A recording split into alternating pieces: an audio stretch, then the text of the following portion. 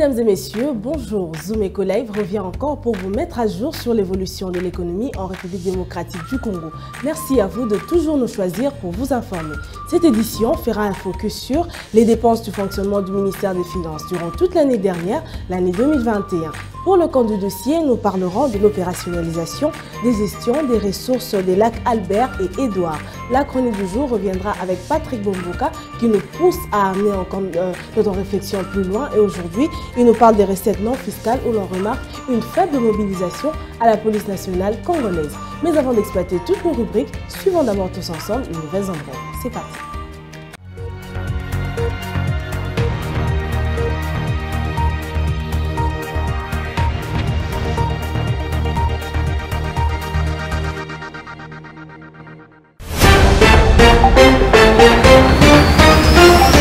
Débutons ces nouvelles en bref avec cette information. Les dépenses du gouvernement de la République démocratique du Congo se sont chiffrées à 727,6 milliards de francs congolais, soit plus de 363 millions de dollars américains pour le seul mois de janvier 2022. C'est le ministre des Finances publiques, Nicolas Kazadi, qui l'a annoncé aux membres du gouvernement lors de la 38e réunion du Conseil des ministres sous la houlette du chef de l'État congolais Félix-Antoine Tshisekedi par visioconférence.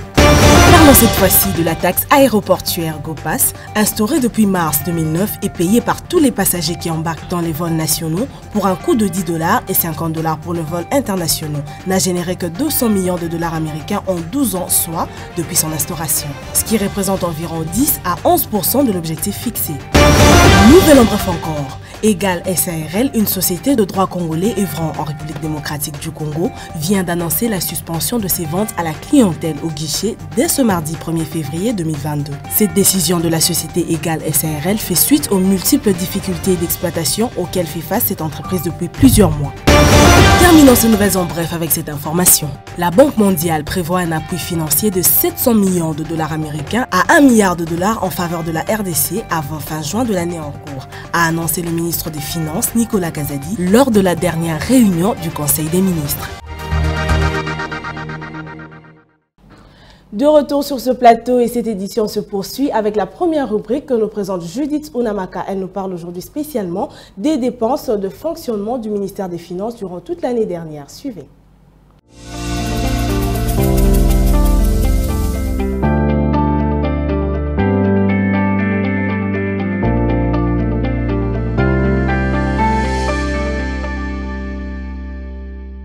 Voilà, nous avons annoncé votre arrivée. Vous êtes déjà avec nous, Judith. C'est un plaisir de vous recevoir. Bienvenue. Merci, Piombo. Aujourd'hui, vous nous ramenez des nouvelles sur le ministère des Finances. Mais avant d'y arriver, dites-nous d'abord qu'est-ce que nous devons retenir sur l'évolution du cours de change en RDC. Voilà, concernant l'évolution du cours de change dans la ville-province de Kinshasa, retenons que la Banque centrale change actuellement 1 $ à 2000 francs congolais, un franc CFA à 3,41 centimes et 1 euro vaut 2241 francs congolais. Pour le compte du marché parallèle, nous avons pointé aujourd'hui l'avenue de la Libération.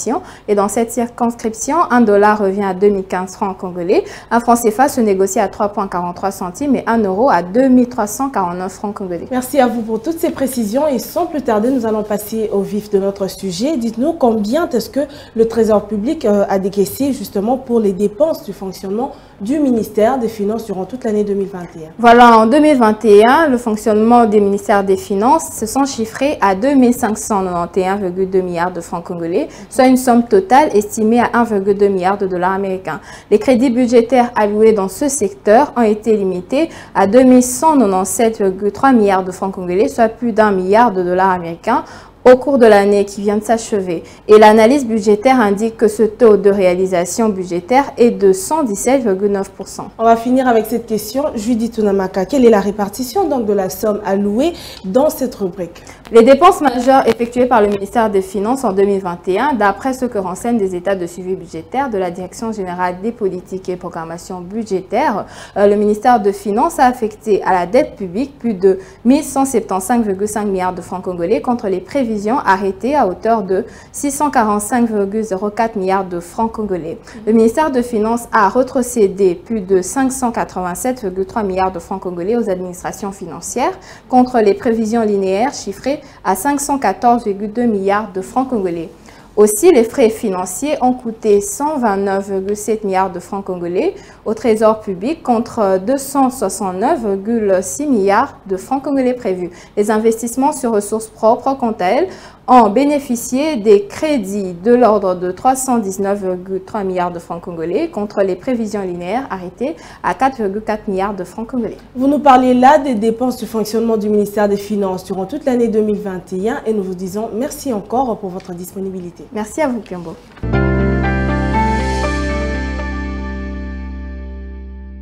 RDC Ouganda, l'opérationnalisation de gestion des ressources des lacs Albert et Édouard, nous en parlons dans le dossier du jour avec Benita Mouini. Tout de suite.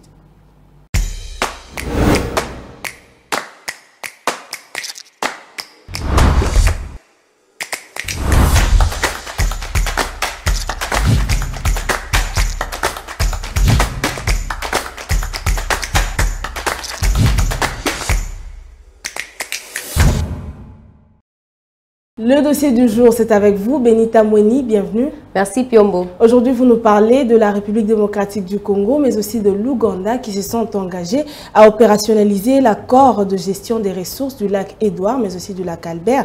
Mais on aimerait savoir de quoi il s'agit plus précisément. Alors, le ministre congolais de la Pêche et Élevage, Adrien Bokele, et la ministre ougandaise de Pêche, Élevage et Agriculture, Hélène Adoa, ont signé vendredi dernier un accord à Kampala, précisément en Ouganda, pour opérationnaliser l'accord bilatéral pour une gestion durable de ressources halieutiques et de l'aquaculture de lac Albert et Édouard. Les deux parties se sont engagées à accompagner l'organisation de la pêche et l'aquaculture de lac Albert et Édouard avec une contribution de 200 000 $ pour chaque pays. Ok, une autre question pour vous. Quand est-ce que les activités vont débuter et de quelle manière donc seront organisés le comité de gestion pour les deux États? Alors déjà pour le démarrage de travaux, les travaux débuteront déjà dans les 3 mois à venir et le siège régional sera basé en Ouganda, précisément à Entebbe, et que le premier directeur exécutif soit de nationalité congolaise pour un mandat de 3 ans alternativement. Pour le ministre congolais de Pêche et Élevage, Adrien Bokele, cet accord va définir de nouvelles bases et des stratégies pour que les ressources de deux lacs profitent aux deux pays, donc l'Ouganda et la RDC. Ok, je ne veux pas vous retenir plus longtemps. Une dernière question pour vous, Benita. Nous voyons que les deux ministres ougandais et congolais, bien sûr en charge du secteur de la pêche, se disent très satisfaits de ces accords bilatéraux qui visent bien sûr à booster le secteur de la pêche et de produits halieutiques. Mais la question, notre dernière question, est de savoir, est-ce que c'est une première dans ce secteur? Ce n'est pas une première parce que déjà en 2018, les deux pays avaient signé un accord bilatéral pour la gestion durable de ressources halieutiques et de l'aquaculture de lac Édouard et Albert, ce qui a pu planifier le terrain pour ces cadres et pour des projets à venir entre les deux pays, l'Ouganda et la RDC, je précise toujours. Merci beaucoup à vous, Benita, pour ce dossier. Retrouvons-nous prochainement pour un nouveau numéro de Zoom Eco Live. Merci beaucoup, Piombo. Il est temps de donner place à la chronique du jour avec Patrick Bombouka. Aujourd'hui, il nous parle des recettes non fiscales où l'on remarque une faible mobilisation à la police nationale congolaise. C'est parti, suivons-le tous ensemble.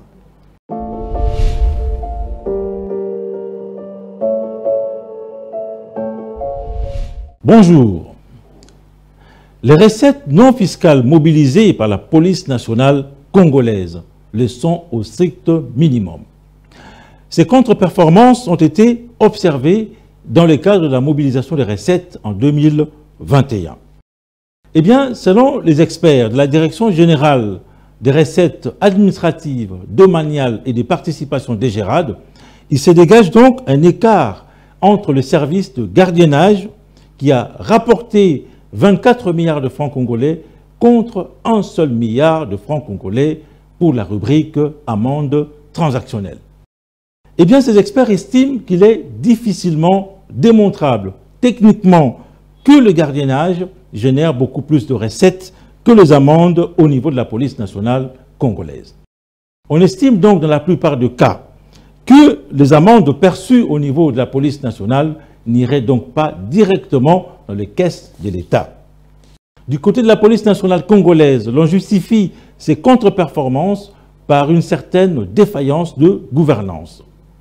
Eh bien, le manque de comptables publics et d'ordonnateurs des recettes au niveau de plusieurs postes de police à travers le pays devraient donc être rapidement comblés pour espérer relancer la mobilisation des recettes non fiscales au sein de la police nationale congolaise. Merci de nous avoir suivis.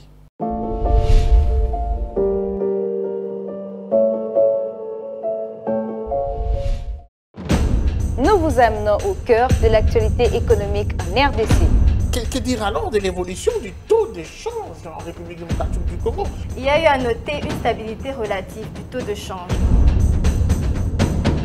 Tout savoir sur la conjoncture économique, les différents taux de change officiels et parallèles. Tout apprendre et mieux comprendre le rendez-vous économique. Nous vous apportons plus de précisions. Enquête, analyse, dossier. Nous vous rapprochons de la réalité congolaise. Le Watt est un symbole de fierté pour la femme africaine. Sur ce sujet, nous vous souhaitons bienvenue. Entrepreneuriat et activités économiques, chez nous, faisons le marché ensemble. Nous avons appris à être plus près de vous, offrir à vos yeux ce qui est bon pour votre vie.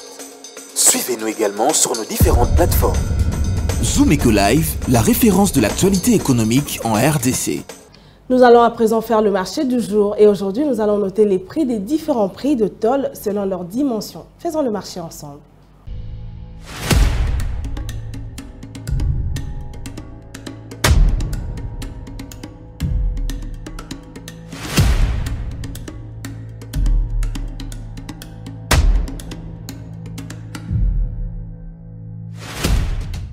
Bienvenue à tous.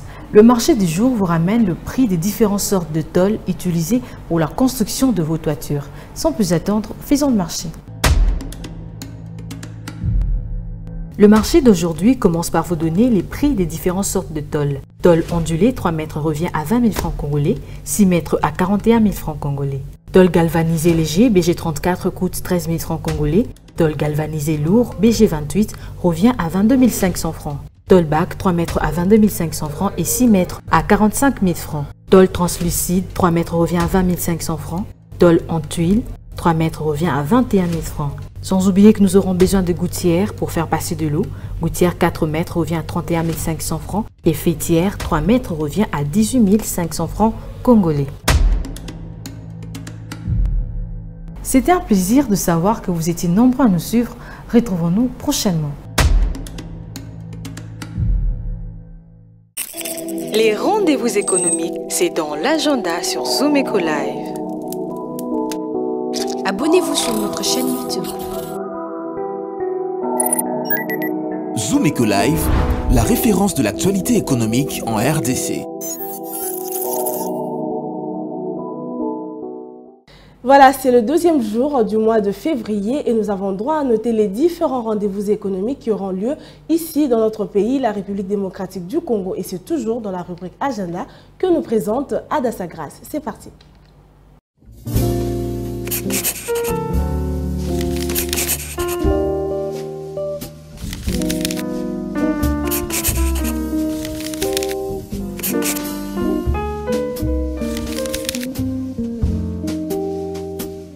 Bienvenue à l'agenda. Pour aujourd'hui, la Chambre de commerce et d'industrie franco-congolaise, en partenariat avec Tendaji Technologies, organise un afterwork sur les innovations technologiques de la vidéoconférence. Ce jeudi 3 février 2022, et le thème qui sera abordé est « À l'ère post-Covid-19, quelles solutions digitales, innovantes et professionnelles pour équiper une salle de vidéoconférence ?» Autre rendez-vous à ne pas oublier, il s'agit d'une journée grande exposition des entreprises qui se tiendra à Kinshasa Limité dans l'enceinte de l'Université catholique au Congo, c'est vendredi 4 février 2022 de 8h à 18h.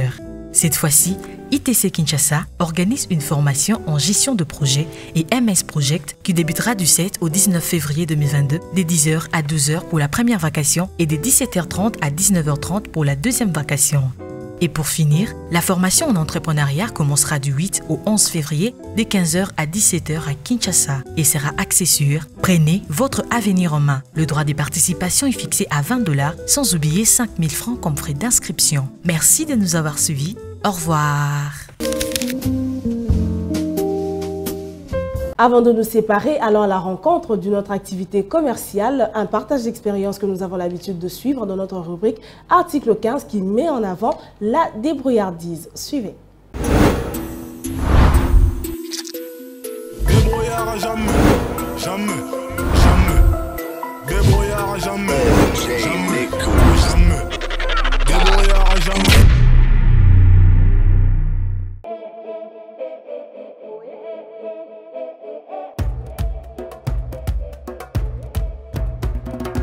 Aka komina lemba cartel vulu na bungsa na pe ba téléphone o nyoso pa nyoso ya na mona bungsa.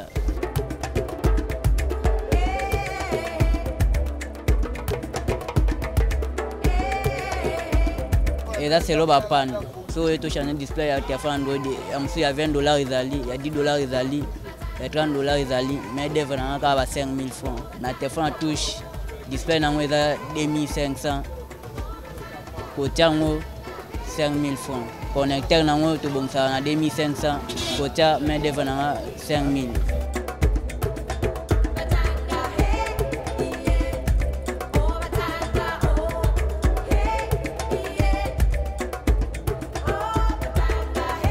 Makas na ofuta pe minerva na école ngamo pe mandam na pesa ko sa pe ba rentrer na wa moyen na ngamo ko.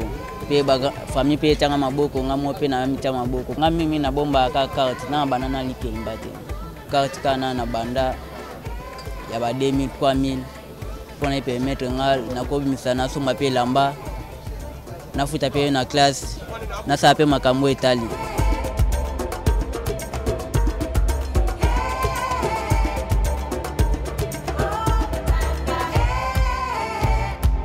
ba difficulté ezebele soit tu comprends lo ka mutu esenga ofuta so pe boyo kan bien te boko matina la police boko na la police ba kanisi o pola ka ba téléphone o donc eza ba accident bile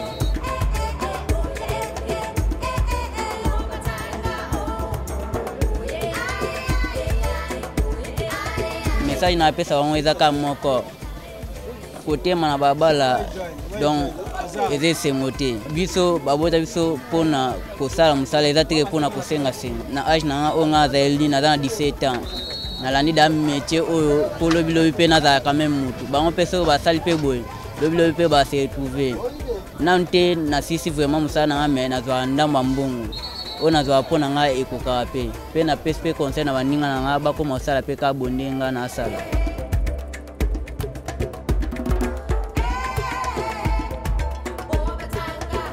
botote mboka basoutenir biso kwa musala na biso évoluer ba pesa biso maboko polo bito évoluer pe pour musala na biso tokene liboso tokolunga pe na maison boto bate biso pe na maison munene pour na pe lobi bambongo ekota ba client pe baya ebele bate la biso ka ndako pona tolunga na mesa o tokoma na ndako vraiment pona ba client bayaka ebele po biso ba client bayaka bisika afande zate donc faut bazala ya telema si ba musane ici la place doit que bisika afande zate bisika vraiment ya osa musala bien ezate